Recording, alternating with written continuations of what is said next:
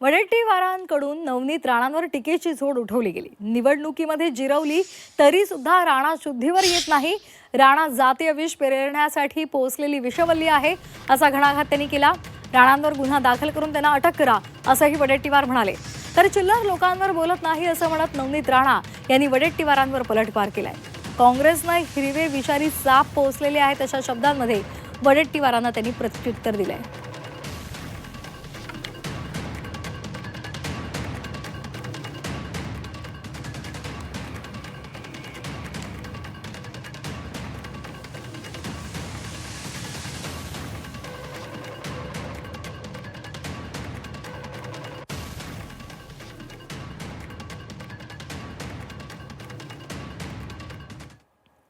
नवनीत राणा ही एक पोसलेली जातीय विष पेरण्यासाठी हे एक विषवल्ली आहे असं मी मानतो।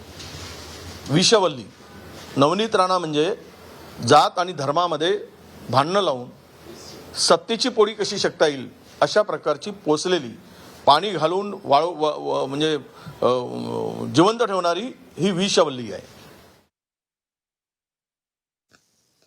हे सगळे चिल्लर लोक आहे। या चिल्लर माणसांवर बोलायची मला काही गरज नाहीये। पर एक मी सांगू शकते की काँग्रेसनी हिरवे विषारी साप पोसून ठेवलेले म्हणून एवढे वडवड करतात। कारण हा सगळे प्रकार आत्ता बाहेर कुठे येऊन पडत आहे।